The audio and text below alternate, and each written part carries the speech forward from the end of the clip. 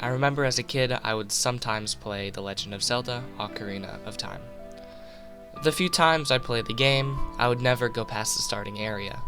The calming and tender nature of Kokiri Forest felt comforting to me.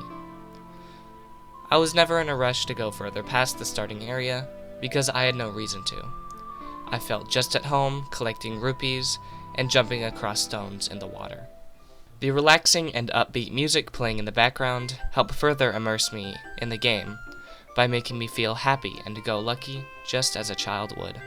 Also, the track Lost Woods, with its upbeat tune and whimsical nature, really helped tie together that theme of childlike wonder and fantasy.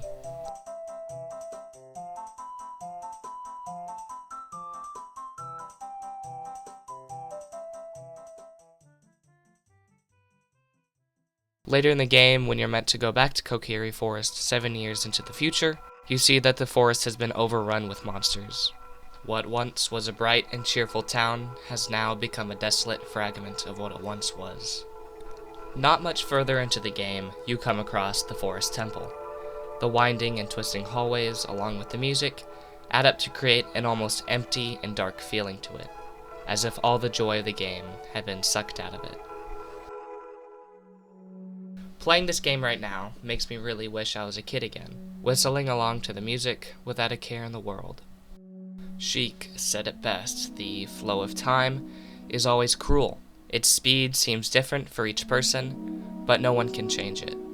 A thing that does not change with time is a memory of younger days.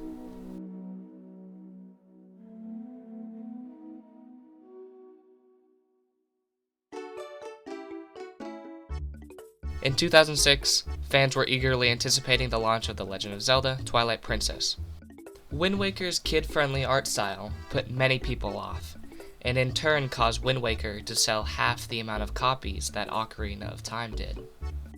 People were excited for Twilight Princess due to its gritty and more mature art direction, and with those dark themes comes more dark and foreboding music.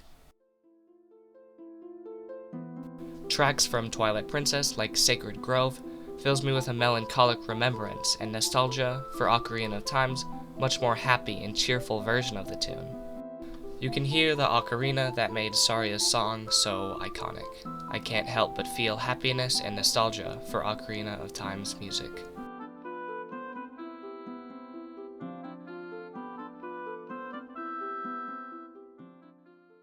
In Ocarina of Time, Lon Lon Ranch was situated in the middle of Hyrule Field, and in Lon Lon Ranch, Malon can be heard singing.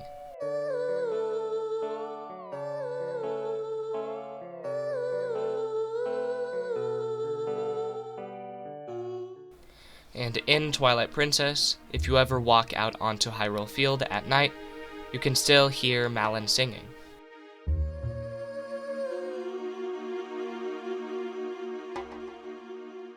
This, to me, shows how even though it's been hundreds of years between the two games, they still take place in the same Hyrule we've always known.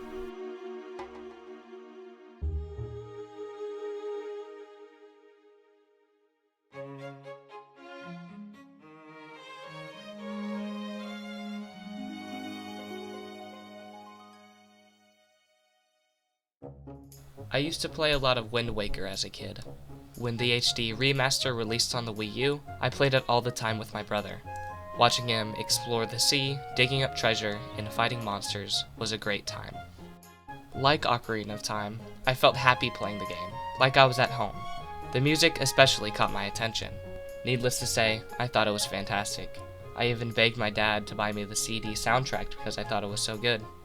The whimsical nature of the tracks made Wind Waker much more than a video game. It made it into a work of art.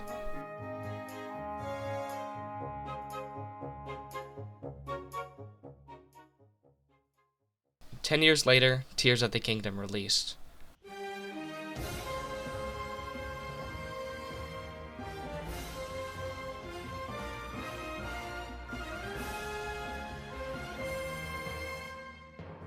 I'm older and a much more different person than I was playing Wind Waker 10 years ago.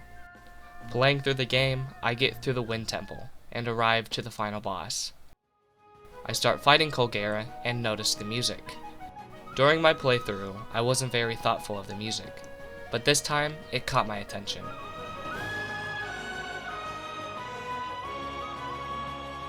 Colgera's theme directly called back to Wind Waker's Dragon Roost Island theme.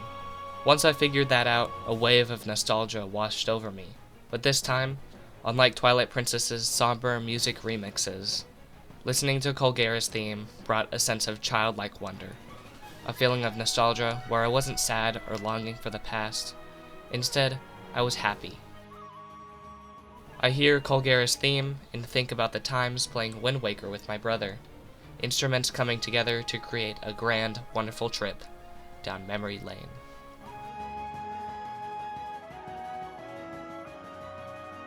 Colgera's theme in Tears of the Kingdom is a reminder that the feeling of remembrance doesn't have to invoke a melancholic feeling. It can be much more than that.